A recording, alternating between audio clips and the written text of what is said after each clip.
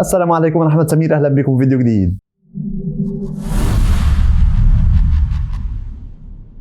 النهارده حل العرض ماندي نايت رو. بس قبل ما نبدا عايزك تشترك في القناه لو مش مشترك. عايزين نوصل ل 13000 مشترك قبل نهايه السنه، ناقص حوالي 200 مشترك، فعايزين نوصل قبل نهايه السنه ل 13000 مشترك. وما تنسوش تعملوا لايك للفيديو، ويلا بينا ندخل في العرض على طول اللي بدا بدخول درو ماكنتاير للحلبه. وقال اني انا غبت فتره بسبب ان حد من قرايبي توفوا، ومحدش فكر ان هو يسال عليا الا شخص واحد بس، وما جابش سيره مين الشخص ده.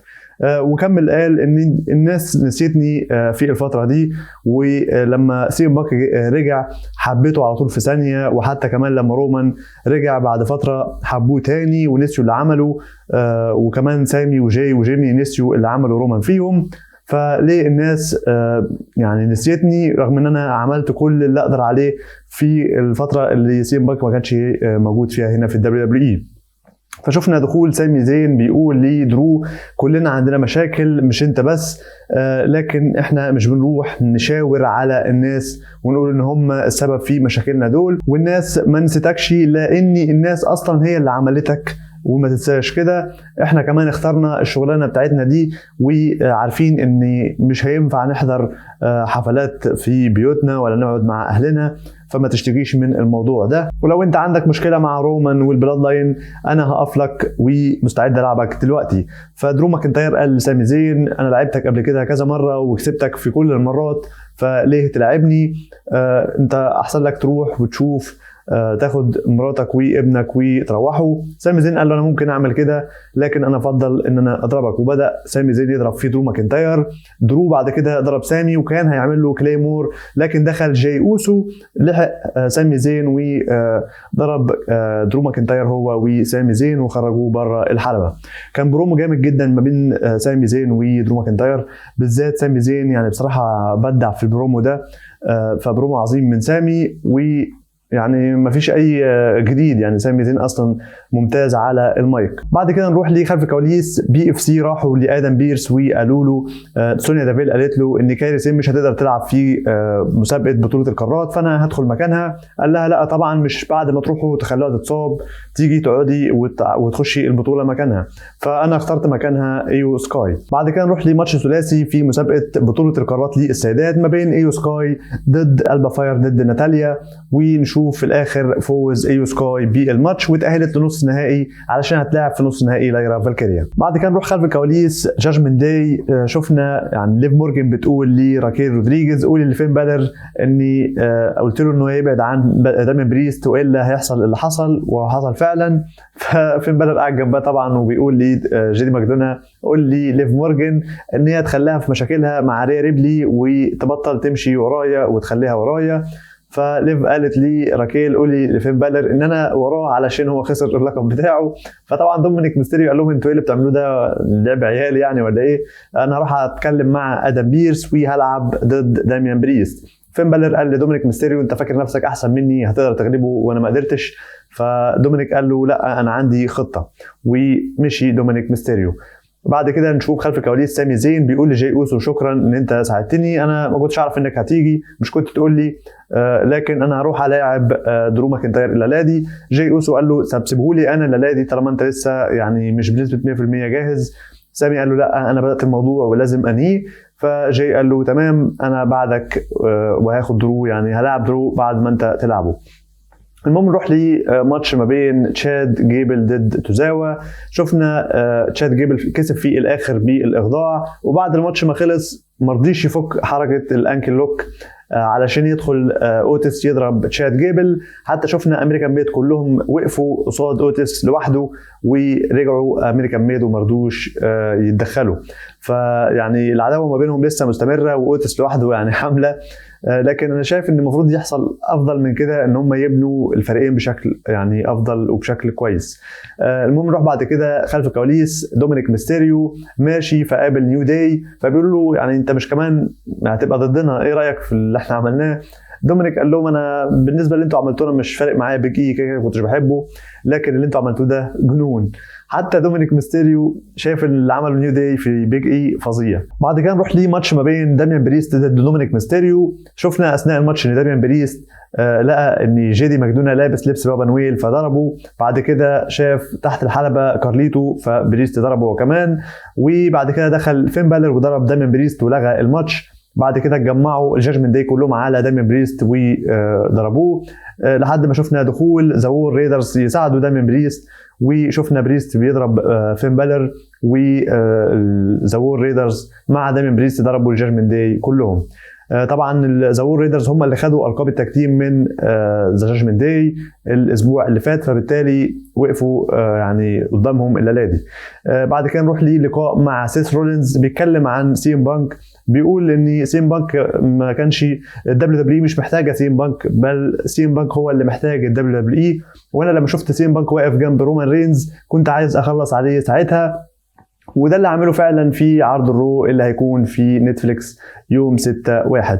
بقالهم ازيد من شهر بيحمسوا ليه عرض الرو في نتفليكس، وانا بصراحه يعني متحمس جدا اني اشوف العرض ده، لاني اعتقد انه هيكون عرض اسبوعي بشكل عرض شهري، يعني من كتر الماتشات الكتير الكويسه جدا اللي هتكون فيه، واعتقد ان العرض هيكون اسطوري يعني. فمتحمس جدا لعرض الرو في نتفليكس يوم 6 يناير. بعد كده نروح لماتش ما بين ديكستر لوميس ضد ذا ميز، وشفنا قبل بدايه الماتش جليتش ومكتوب فيه جليتش انا فتحت الباب، فدي يعني شكله موضوع تشويقي للي هيحصل في الفتره الجايه. المهم نشوف ان ذا ميز مرعوب اصلا قبل ما الماتش يتلعب، لانه اصلا ما كانش عايز يلعب الماتش ضد ديكستر لوميس، ده كارين كروس هو اللي اجبره على الموضوع ده. فشفنا اول ما ديكستر لوميس دخل الحلبه ذا ميز خاف وجري من الحلبه. المهم نشوف اثناء الماتش دخول اي او بي، فديكستر لوميس نط عليهم من الحبل الثالث، بعد كده دخل كارين كروس وضرب ديكستر لوميس ولغى الماتش، وجمعوا ذا فاينل تيستمنت كلهم على ديكستر لوميس، فطفى النور وقاد ظهروا كلهم ذا وايت 6 موجودين حوالين الحلبة، ضربوا في الاخر ذا فاينل تيستمنت بس من غير انكل هاودي. كل ده انكل هاودي مش موجود. لو لاحظتوا هتلاقوا ان انكل هاودي من ساعه ما خسر من ذا فاينل تيستمنت وهو مختفي تماما، ما ظهرش في اي عرض. فاعتقد انه بالموضوع الجليتش اللي حصل ده ان انا فتحت الباب، فممكن يكون هيرجع مثلا بشكل اقوى، ممكن يرجع بشخصيه ذا فيند مثلا او بشخصيه تانية، ممكن يرجع ممكن مثلا يبقى ده تحفيز او تحميس ان ممكن اليكسا بليس هي اللي ترجع، فمش عارفين ايه اللي ممكن يحصل. لكن انا قلت لكم ان انكل هاودي لما هيرجع الفتره الجايه هيرجع بشكل قوي جدا، وده اللي اعتقد هيحصل. وكمان يعني شفنا في اثناء العرض ان البرومو او مشهد تشويقي برضو موضوع الدايره وفيها خط كده، ناس كتير اتكلمت عن النت ان في ممكن حد يرجع او يجي الدبليو دبليو اي. انا بصراحه ما اعرفش مين، كنت فاكر ساعتها بس نسيت لان اصلا مش متابع الاتحادات الثانيه، انا متابع الدبليو دبليو اي بس. فايا كان لو حد من بره دبليو دبليو هيجي تمام مفيش مشكله. بس كنت عايز اقول ان الموضوع الدايره وعلى خط ده طلع انه ملوش علاقه بذا وايت 6، لان ذا وايت 6 اصلا عملوا الجليتش بتاعهم اثناء ماتش ذا ميز او قبل ما الماتش يبدا، فدي غير دي كنت بحسب ان دي يعني تبع وايت 6، طلع في الاخر مش تبعهم. افتكرت المصارع بنتا اسمه بنتا الزيرو، ده كان بيلعب في اي دبليو وشكله هيجي للدبليو دبليو اي، وده يعني تحفيز انه ممكن يكون هو. مفيش اي حاجه مؤكده لسه دلوقتي، بس يعني الناس كانت بتتكلم على النت ان الموضوع ده يخصه هو. بعد كده نشوف خلف الكواليس داميان بريست بيشكر ذا وور ريدرز ان هم ساعدوه، فقالوا له ان احنا دايما في احترام ما بيننا متبادل، وانت كمان ساعدتنا الاسبوع اللي فات فاحنا بنشكرك على كده. داميان بريست قال لهم لو انتوا هتخشوا حرب ضد جاجمنت داي فانا واقف معاكم. بعد كده نشوف دخل نيو داي وقالوا للمعلق جو ستوري وويد بارت، قالوا له انت بتتكلم عننا بالطريقه دي ازاي؟ لو حد فيكم عنده الجرأة يدخل الحلبة ويقول رأيه. فويد بارد قال لهم انا معتزل.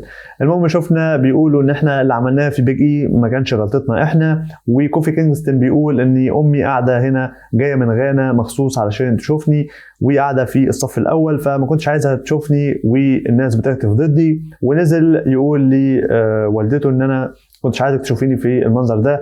ونزل عشان يحضنها، لكن رفضت ان هي تحضنه وقالت له انت ايه اللي عملته في صاحبك بيج اي ده، وسابته ومشيت. حتى امه مش طايقاه ولا طايقه اللي عمله في بيج اي. بعد كده اعلنوا ان عرض الرو الجاي هيكون في ماتش سداسي ما بين ذا جاجمنت داي ضد ذا وور ريدرز ومعاهم دايما بريست، وماتشين في نص نهائي لقب القارات للسيدات. ايو سكاي هتلاعب لايرا فالكيريا، وزو ستارك هتلاعب داكوتا كاي. وفي ماتش برضو كمان العرض الجاي هيكون ما بين تشاد جيبل ضد اوتس، واعلنوا ان سيس رولينز وسي ام بانك هيكونوا موجودين الاثنين في عرض الرو الجاي. بعد كده نشوف خلف الكواليس ري ميستيريو بيقول لي نيو داي ان انا اسف على اللي عملته فيكم الاسبوع اللي فات، لكن لو انتوا عايزين تصلحوا الموضوع اعتذروا. فقالوا ان احنا نعتذر على ايه، احنا ما عملناش اصلا حاجه غلط.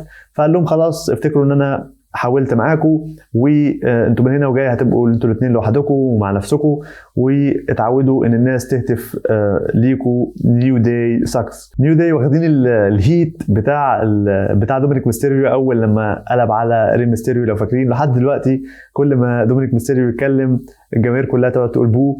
فنيو داي فكروني بدومينيك في الموقف ده، ان من ساعه ما عملوا كده في بيج اي هيفضلوا برضو زي دومينيك ميستيريو، بل بالعكس كمان دومينيك مش طايقهم هم كمان. بعد كده نروح للمين ايفنت، ماتش ما بين درو ماكنتاير ضد سامي زين. شفنا ماتش كويس جدا بينهم، كسب في الاخر درو ماكنتاير. بعد الماتش ما خلص درو حاول يضرب سامي وبدا يضرب في سامي زين، فدخل جاي اوسو ينقذ سامي زين ويضرب في درو ماكنتاير، لكن شفنا دخول البلاد لاين الجداد وبداوا يضربوا في جاي وسامي، وانتهى عرض الرو على كده. قصه درو وسامي وجاي والبلاد لاين الجديد والقديم كلهم داخلين في قلب بعض. يعني كل شويه واحد يدخل من التاني. يعني شفنا الاسبوع اللي فات جيمي بيضرب درو، ودرو دلوقتي بيضرب في سامي وجاي، وكمان البلاد لاين جايين عايزين يضربوا سامي وجاي اوسو. فيعني قصه ملخبطه كلها في بعضها، بس كله مرتبط ببعضه. عرض النهارده كان جيد، خلينا نقول جيد. تقييمي ليه هو 7/10. المهم تكتبوا لي تحت تقييماتكم في التعليقات، وما تنسوش تشتركوا في القناه لو مش مشتركين. عايزين نوصل ل 13,000 مشترك قبل نهايه السنه، ناقص اسبوع يا جماعه، ومحتاجين حوالي 200 مشترك فنقدر نعملها ان شاء الله، نوصل 13,000 قبل نهايه السنه. في اصلا 80% من اللي بيتفرجوا على الفيديوهات بتاعتي مش مشتركين في القناه، فلو انت بتتفرج ومش مشترك انزل اشترك، مش موضوع مش مكلف يعني ومش صعب. فاتمنى تشتركوا في القناه، وما تنسوش تعملوا لايك للفيديو علشان ينشر اليوتيوب، ينشر الفيديو في لاماكن او لناس كتير. ما تنسوش تشيروا كمان الفيديوهات يا جماعه للي بيحب المصارعه، يعني يعمل شير للفيديو. وبس ده كان كل اللي عندي الفيديو النهارده. كان معاكم احمد سمير، اشوفكم ان شاء الله في فيديو جديد. سلام.